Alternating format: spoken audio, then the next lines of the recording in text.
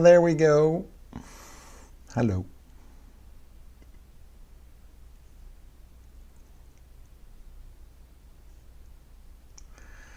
All right. Wonderful. Nice to see you on this Tuesday.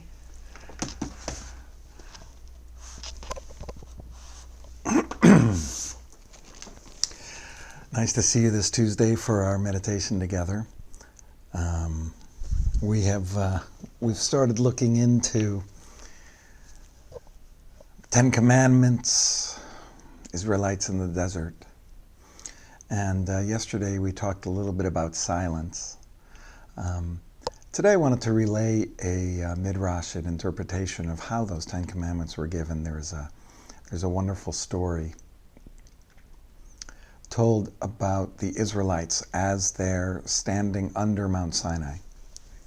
And basically, they're pretty afraid, but they're not sure whether they're going to accept it.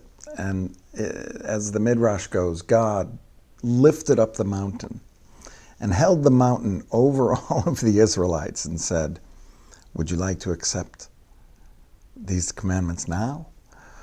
And they were so afraid, of course, they accepted it. And I started thinking today about the idea of, does a mountain really have to be held over us to believe in something or to care about something? Do we have to be convinced by, banging someone over the head so that they pay attention? And then I started thinking, okay, well, how does that relate to the mindfulness work that we've been doing? And I was just thinking, what are those things in our life that we do need to have something held over us in order to do? And how can we take it from that place where we have reluctance to open ourselves up so that there's opportunity there or possibility? And sorry to be cliche-ish and to bring our theme for the year into this, but basically, how does one open up their heart so that there is a feeling of openness and there is kind of a volunteer attitude where, yeah, I'm gonna do that because either it's the right thing to do, something I want to do, whatever the reason is. I don't have that same hesitancy, reticence to do this thing as I might otherwise have. All of us, I think, have those kinds of parts of our life that either it's an obligation for us to do or we feel a responsibility to do it. And sometimes that obligation and sense of responsibility can be heavy and taxing and make it so we don't do it with the whole heart. And so maybe part of what we can do in our meditation and our noticing is to notice where we're reticent. Notice where we just kind of feel, that I don't really want to do that, but I'm going to do it anyway, to make it into, okay, let's do it. I think it does two things for us. Number one, it allows the actions that we do and the activities we do in our life to be done with a more positive outlook, which I think would be great for all of us. But it also takes away maybe the fear that we have about doing something or the discomfort we have for one reason or another that leads us to hold back our full selves.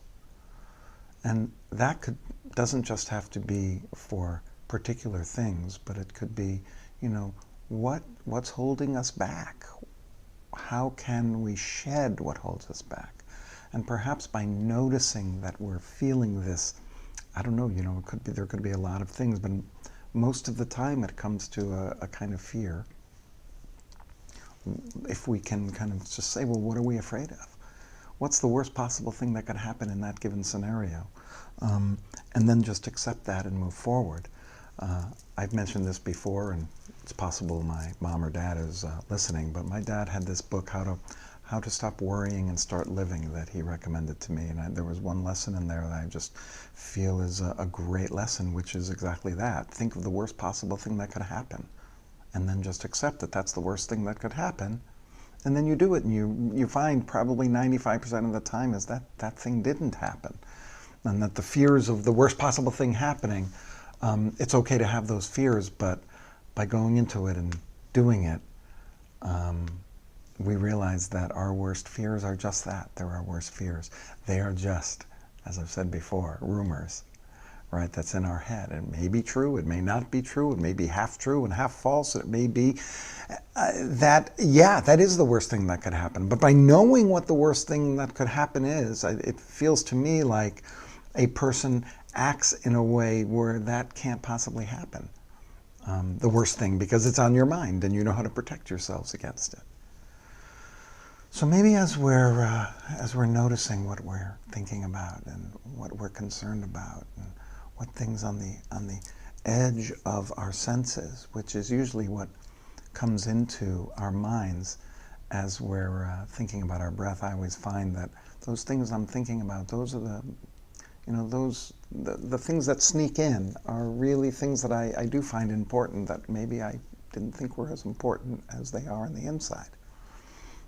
Sometimes I kind of downplay something, and if it comes into my mind and distracts me from trying to concentrate, then it must be something that's really weighing heavily on me. So I try to consider and notice, and then say, okay, let's maybe get back to that later. So that's one of the nice opportunities here when we do go quiet and silent is that whatever the noises are, or whatever it is that's distracting us, a lot of times those things are the most important things to us at the time. And if it brings out fear or brings out some kind of negative emotion, then it's important to explore that a little bit to see where it may come from. A lot of times we don't know, but just even being aware of it can be really important to us. So just to recap a little bit before we go silent is, what are those things that are like a mountain hanging over you, that weigh heavily upon you, that keep you from doing, accomplishing, trying, incorporating in your life? Do you really have to have a mountain held over your head in order for you to believe it or accept it or do it? Or can we say, you know what, I don't need the mountain. I can do it with a whole heart. I can open my heart up to the possibilities instead of the obstacles. So I think we're ready. I look often there because I got a clock so that I don't have to worry about my watch going out in the middle. So if I'm peeking up at something, I'm usually peeking at the clock to make sure that staying within the time limits that I've set for this.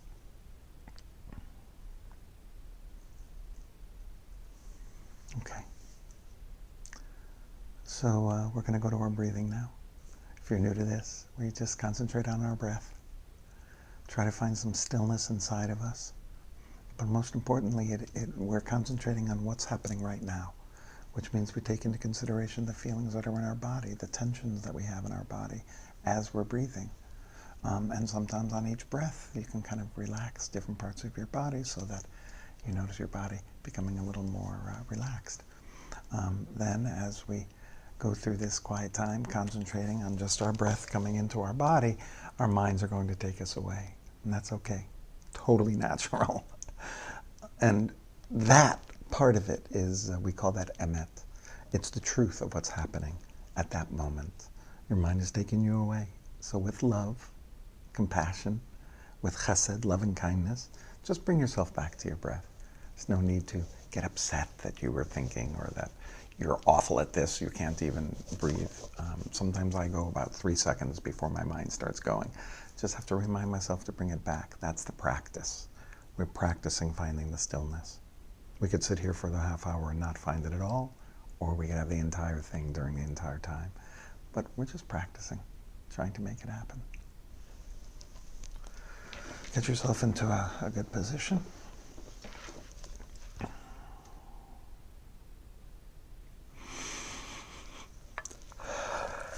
Okay, there's my daily yawn, so I know I'm ready.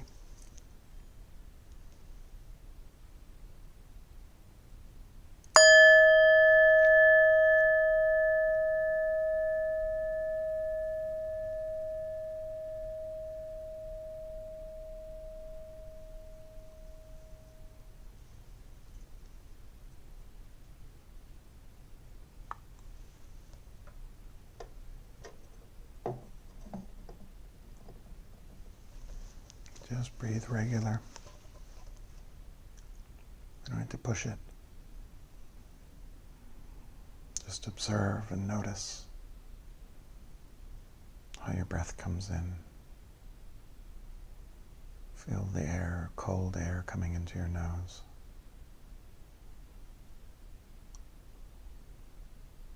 Feel the warm air going out through your mouth.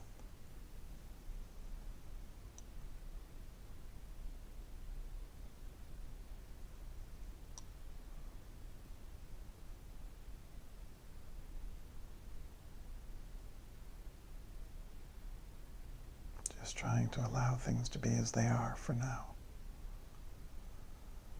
If you're feeling a tension, allow the tension to be there. See if you can breathe through it.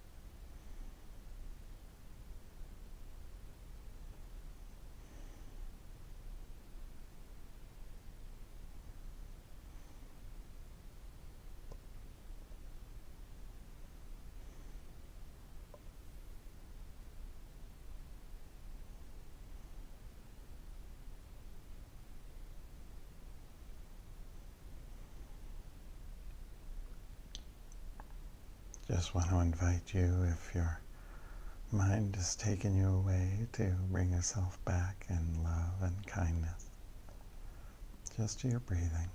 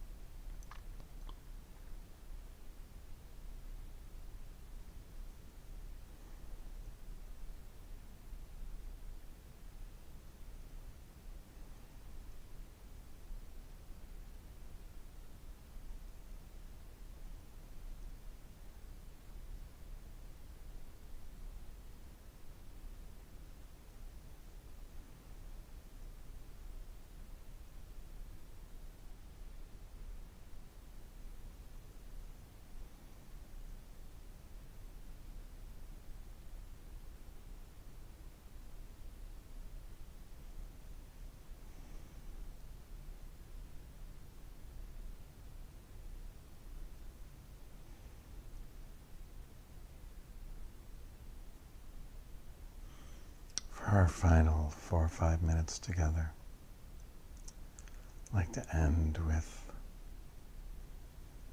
asking for certain feelings and just a little reminder about why we do this is because, first of all, it's very rare that we have people saying very nice things to us or asking for things for us, especially now when we're not around as many people as usual. We don't have positive things that are said on a regular basis. And so if we ask for these feelings that are of positive nature, may I feel blessed, may I feel safe, just to hear it can help us feel more safe and more blessed. I mean, I've heard stories so many times in abusive relationships where someone speaks so poorly about the other person so often that it becomes integrated into the person's understanding of themselves and their self-view. And so it can work the other way as well. And I don't think it matters if you're saying it to yourself or someone else says it to you. To hear statements of affirmation and positive things about yourself and desiring for wonderful feelings of blessing and safety, just hearing it and having it go through our minds can lead us in that direction, just like the negatives can lead us things. So we will ask on each breath, I invite you to offer to yourself, may I feel blessed,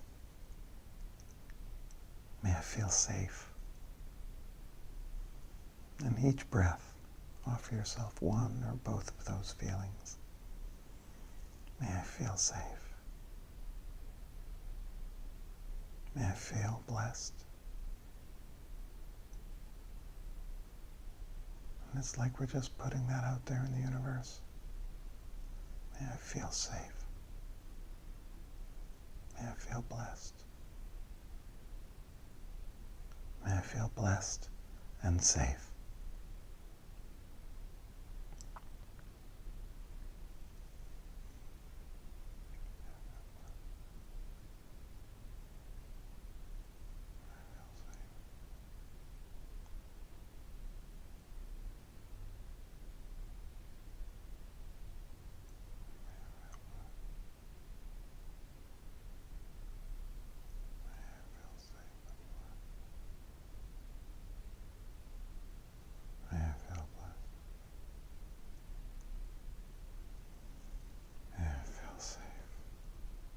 If you'd like to invite someone in your mind's eye to come in front of you, you can offer those feelings to them. May you feel blessed. May you feel safe. May you feel blessed and safe. May you feel blessed. May you feel safe.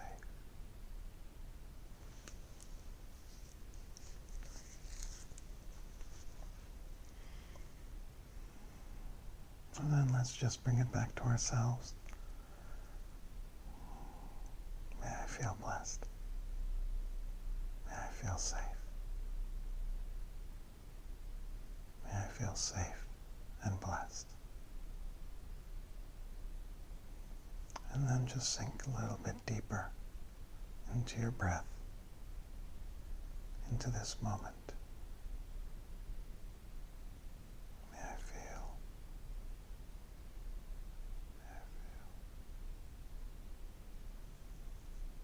Connect with your breath.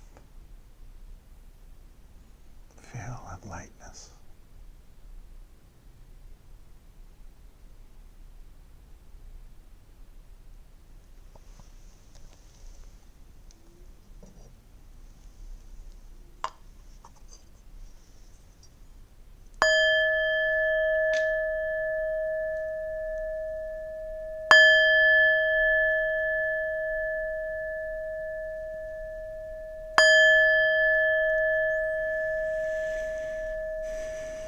Thank you so much for joining me today.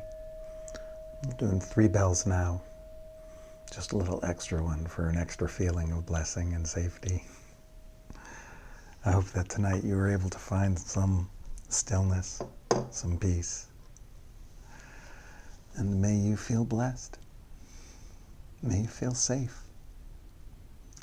Have a beautiful evening.